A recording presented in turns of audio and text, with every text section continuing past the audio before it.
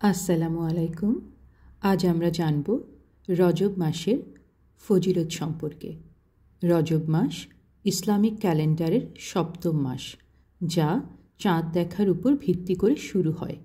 2025 সালে বাংলাদেশে রজব মাস শুরু হয়েছে 2রা জানুয়ারি বৃহস্পতিবার। আর যারা দেশের বাইরে আছেন, যেমন আমেরিকা, কানাডা, সৌদি আরব বা সংযুক্ত আরব আমিরাতে রয়েছেন, তাদের জন্য এই রজব মাস শুরু হয়েছে 1 জানুয়ারি বুধবার। চাঁদ দেখার তারতম্যের কারণে বিভিন্ন দেশে রজব মাসের শুরুতে 1 থেকে 2 দিনের পার্থক্য হতে পারে। রজব মাস ইসলামিক ক্যালেন্ডারের পবিত্র 4টি মাসের একটি, যা আল্লাহর কাছে বিশেষ মর্যাদাপূর্ণ। এটি শাবান ও রমজানের প্রস্তুতির মাস হিসেবে বিবেচিত হয়। আসুন জেনে নেই রজব মাসের গুরুত্বপূর্ণ ফজিলত।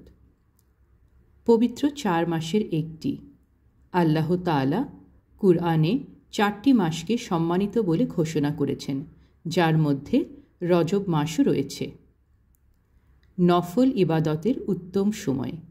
এই মাসে বেশি বেশি নফল নামাজ, রোজা ও ইবাদত করলে আল্লাহর বিশেষ রহমত লাভ করা যায়। রোজা রাখার ফজিলত।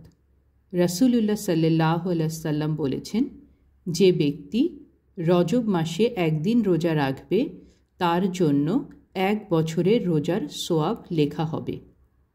মেরাজের মাস।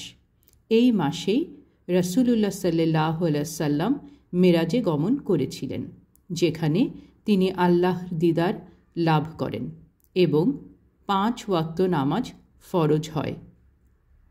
তওবা ও মাগফিরাতের সময়।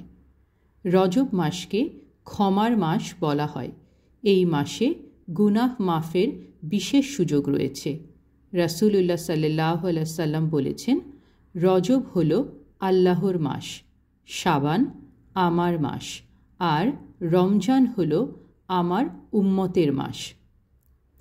আমাদের করণীয়: নফল রোজা রাখা, বেশি বেশি ইস্তেগফার ও দোয়া করা, কুরআন তিলাওয়াত করা, নামাজ ও নফল ইবাদতে মনোযোগী হওয়া, দান সদকা করা।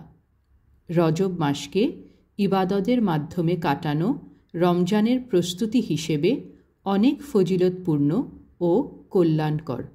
সুবহানাল্লাহ।